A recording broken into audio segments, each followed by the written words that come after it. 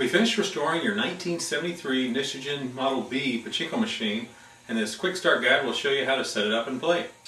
You'll want to flip this weighted lever over so it's laying down like that.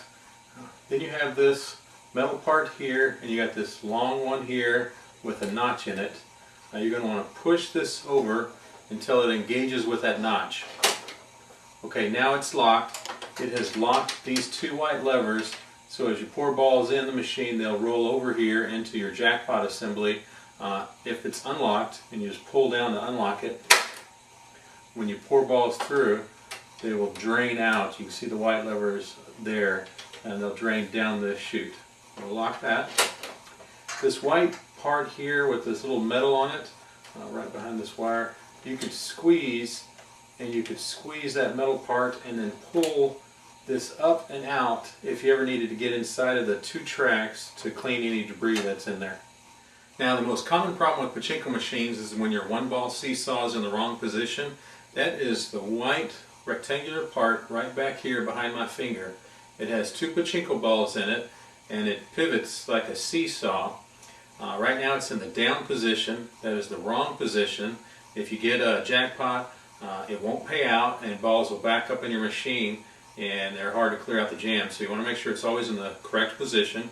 To do that, you're just going to push up on this pin right here. So if you push up on that pin, it'll reset your seesaw. I will connect the battery, which is just right here. It's just a 9-volt battery. I'm just going to turn this up so they're touching, and you can actually snap it on. When I did that, you saw this light come on here. This light means you're out of balls up in this top supply tray. As you add balls, they'll pour in, and they'll push down on the white lever here, which is attached to this wire, which turns off this switch, which turns off the light. So I push down, and the light goes out. The light, you have another light, so that battery also operates a light inside of here. When you get a jackpot, that light will flash and then go back off. So normally when you're playing Pachinko, there are no lights on the machine.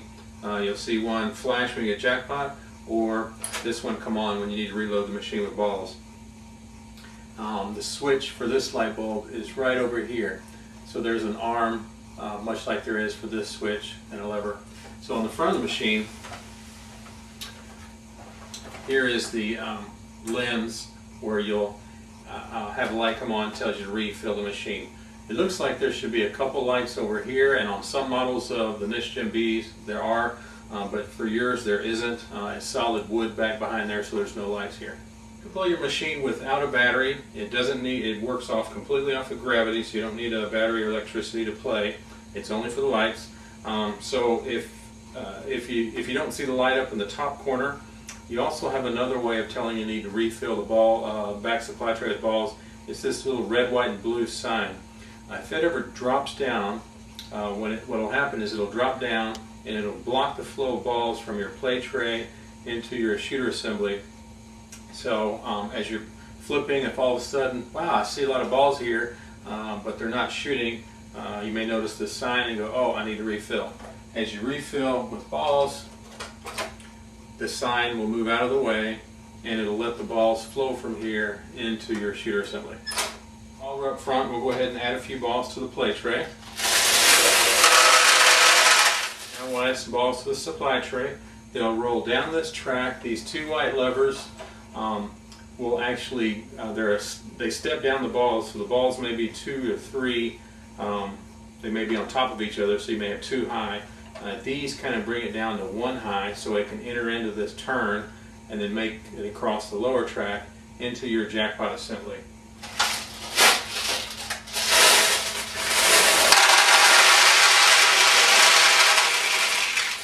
Now we'll place the bucket in the back of the machine so that it catches the balls that drop out of this chute here and also out of this chute here. Here, I'll go ahead and show you a couple things that aren't needed for setup. Your machine's already ready, but I'll just point them out. On the floor, see this metal arm here, it's moving. There is a spring that goes behind all of this plastic, and it's attached to here. and there are some holes in that and a nail. You can adjust the tension spring by picking the metal part up off of that nail and hole. Going far enough, you can make it tighter by moving it to a hole this way. Machine, but again, as you flip her, this metal has a wire here. As you push that plastic, and what that plastic is doing, it's a ball load lever, it's the plastic up front, and it's taking a ball and loading it shooter lane. And then as you let go of the flipper, it goes forward real quick, launch the play field. Okay, play Pachinko, and when we do, we're going to pull down on this flipper. You have a post rack against it, put it on top of the flipper, and then you pull down, and you glide your in the flipper spring back up quick. It'll launch a track here. It'll hit right here. It'll bounce and fall down the post. Then we'll redirect the ball the game into these hits or two. And it doesn't matter which one of these it goes in. The same thing happens. You get paid out a jackpot of about 15 balls, and as the balls pay out, they fall down and hit a bell, so you hear a bell ring, and also your center light will flash. The first time you load the machine and the first time you shoot, nothing will happen because it's loading a ball into the shooter lane. Now we'll do it again. Now if a ball doesn't go into us, it'll go down and exit through this hole here and fall into the bucket and back.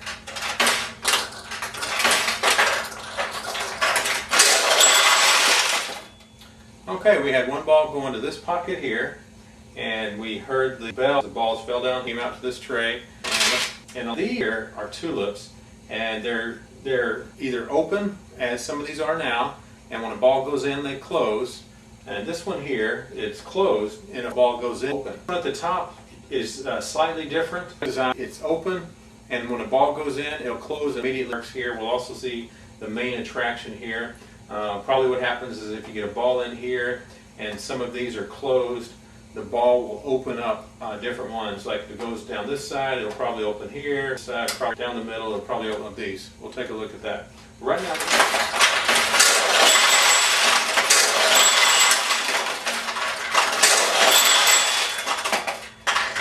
Okay, we got several jackpots. Now, if you don't pull down far enough, the ball will go up your track and then roll back down. And it'll drop down here into your receiving tray. Let's zoom in at the main attraction. And if you stop, it'll just go straight down. It'll come straight down here. You have a spinner here. With the door open, it'll probably just fall out on the floor. Let's take a look. Yeah, it just fell straight down.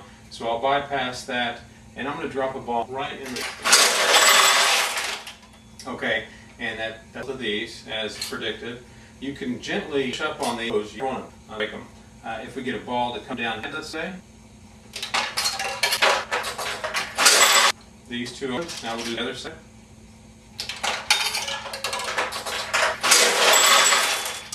Those open. One inside. Pops. A couple things have happened. This tray is filling up and balls are backing up in the machine. So go down here and also see the wind can't drop down the white and blue sign. And if you need to refill the supply tray. So to get the balls out of here so you can put them in that bucket and refill the bag, you just slide this lever over.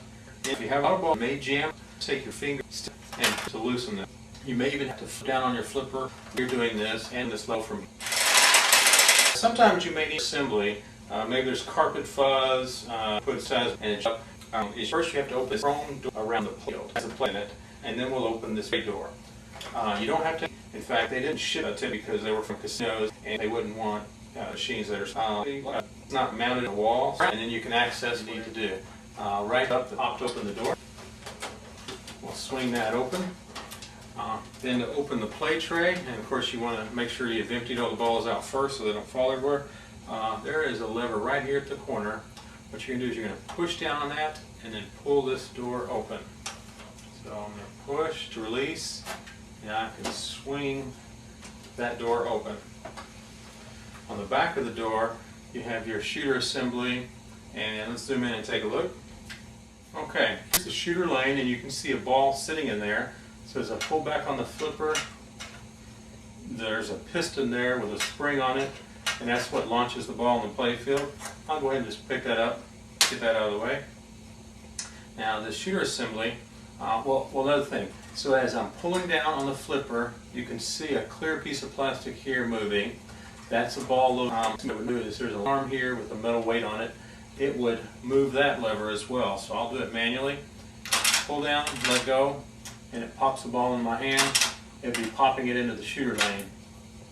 So you can get all the balls out that way until they're all out of this assembly.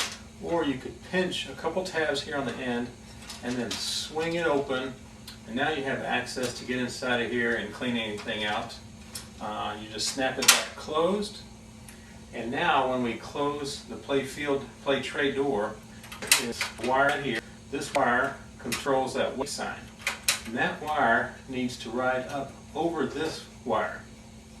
Also, this plastic arm here, it needs to be below this plastic tab here. So when you're shutting the door, you want to make sure that you don't feel it any pressure, like these are getting hung up on each other. So take your time, maybe look down, make sure that the wires are going above each other. You may even have to reach behind the machine and make sure that that plastic is above this plastic. We'll go ahead and close it. Also, when we close it, you can see I'm picking up just a little bit on the door. You can do that. Push down that latch and then snap it closed. Again, we pull it over, pick it up a little bit, snap it closed. Then we take the field, put over. It's got two catches, one here and one up here, so you can just squeeze it until it locks.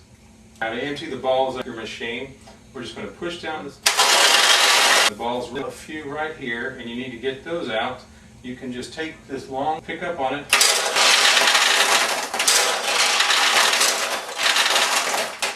and now we've got all the balls out. Okay, that concludes this quick start.